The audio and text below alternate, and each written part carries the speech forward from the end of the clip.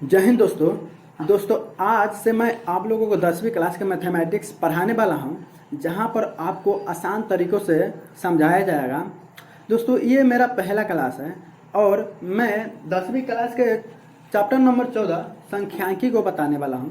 संख्यांकी में हमको पढ़ना क्या होता है? पढ़ना रहता है माध्य, माध्यक और बहुलक। तो सबसे पहले हम माध्य के बारे में पढ़ेंगे, जहाँ पर आपको कुछ ऐसे आंकड़े दिए रहते हैं और कहा जाता है कि इसका माध्य ज्ञात करो।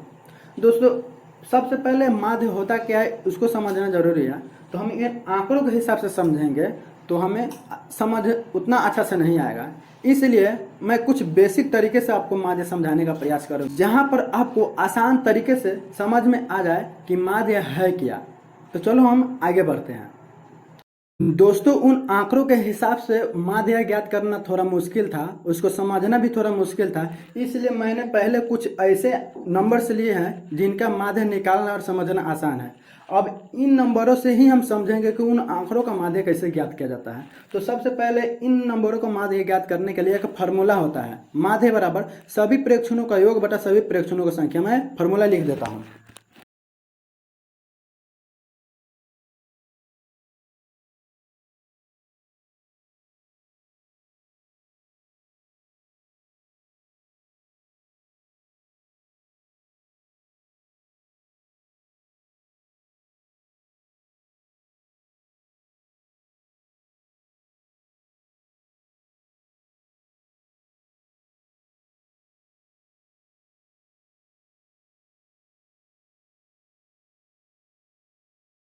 यह फार्मूला होता है। दोस्तों इन फार्मूलों पर इसका माध्य ज्ञात करना आसान होता है।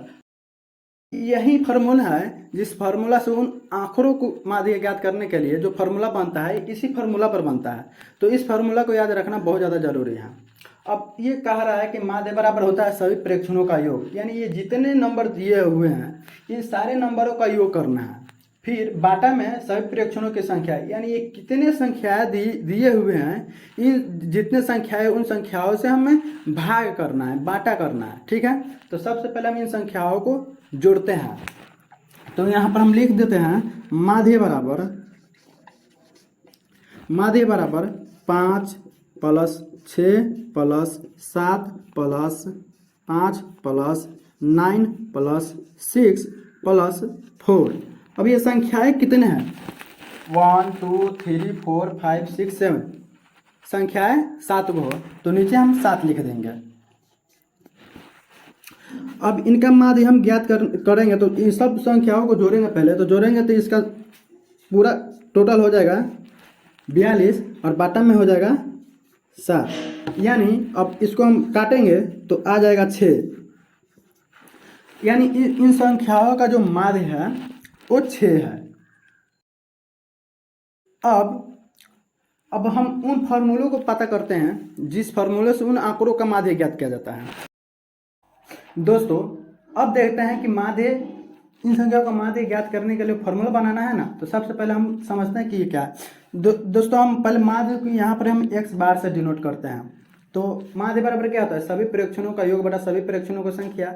अब यहाँ पर देखो कि यहाँ पर इतनी सारी संख्याएं दी हुई है। अब इतनी संख्याओं को जोड़ना बहुत मुश्किल हो जाए, समय बहुत ज़्यादा लगता है, इसलिए ये देखा जाता है कि ये जो 2 है कितने बार आया है। तो 2 देखो 1 2 3, 2 3 बार आया, यानी 2 में 3 से हम गुना कर देंगे तो 2 को जोड़ेंगे उतना ही आया। तो यहाँ पर हम 2 में अगर 3 से गुना कर दे फिर प्लस कर दे, अब देखें 4 कितनी बार आया, तो 4 1 2 और 3 बार आया, यानी 4 में हम 3 से गुना करेंगे तो जो जोड़ेंगे उतना ही संख्या आएगा। फिर करेंगे प्लस, वहीं देखेंगे 6 कितनी बार आया है, तो 6 एक बार आया है, तो 6 में हम 1 से गुना करेंगे तो 6 ही रह जाएगा। फिर प्लस, अब देखेंगे कि 5 कितनी बार आया है, तो 5 इसमें देखेंगे कि 1 ही बार आया है, तो हम यहाँ पर 5 लिख देंगे। और बाटा में अब देखेंगे कि ये कितनी संख्या है, ये कितनी संख्या है, तो हम यहाँ पर देखेंगे कि 2 3 बार आया है, तो 3 संख्या, 4 3 बार आया है, तो 3 ये 6 संख्या, 6 1 7 और 7 1 5, 5 1 है, 7 1 8 हो जाएगा, यानी बाटा के नीचे 8 हो जाएगा। तो जो ये अब यहाँ पर ये देखते हैं कि ये 2 3 बार आया, 4 3 बार आया है, 6 एक बार आया है, 5 एक बार आया है। तो इससे हम क्या देखें, इसमें हम क्या देखें हैं? तो इसमें हम ये देखें हैं, दो चीज़ पहले हम समझते हैं कि इसमें दो चीज़ होता है। एक होता है बारंबारता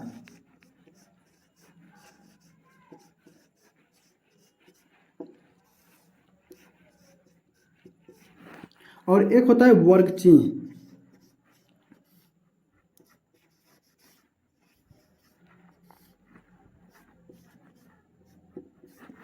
यहाँ पर बारंबारता को हम एफ आई से डिनोट करते हैं और वर्ग चिन्ह को हम एक्स आई से डिनोट करते हैं।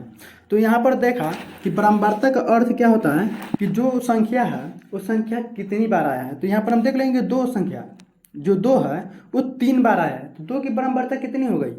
3 हो गई। यहाँ पर 4 जो संख्या है वो 3 बार आया है, तो 4 की बारंबारता कितनी हो गई? 3 हो गई। यहाँ 6 संख्या एक बार आया है, तो 6 की बारंबारता कितनी हो गई? 1 हो गई।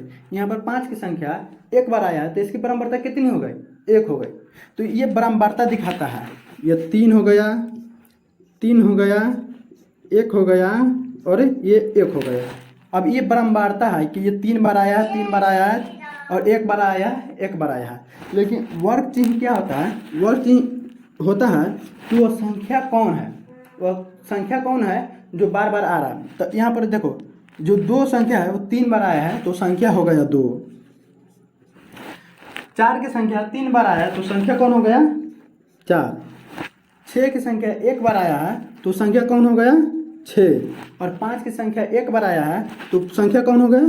5। यानी वर्ग चिन्ह ये दिखाता है कि ये हो गया कि वो संख्या कौन है।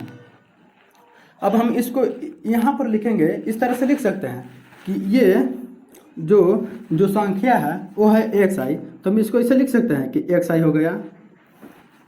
हम जो संख्या 3 बार आया है, तो 3 बार आया, तो 3 बार को हम लिख सकते हैं कि एफ आई है, एफ आई है, और दोनों के बीच में है गुना, ऐसे लिख सकते हैं। यहाँ पर भी हम ऐसे लिख सकते हैं कि एक्स आई गुने एफ आई। यहाँ पर भी तो हम ऐसे ही लिख सकते हैं, क्योंकि गुना में 1 है, तो यहाँ पर भी तो ऐसे ही लिख सकते हैं एक्स आई गुने एफ आई।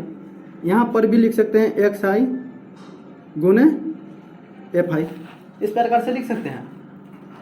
अब इन सारे संख्याओं को हम लिख तो रहे हैं, लेकिन इस सब को गुना करने के बाद भी हम जोड़ रहे हैं, और जितने संख्याएं हैं कि ये अब इन संख्याओं को हम एफ आई से डिनोट कर रहे हैं।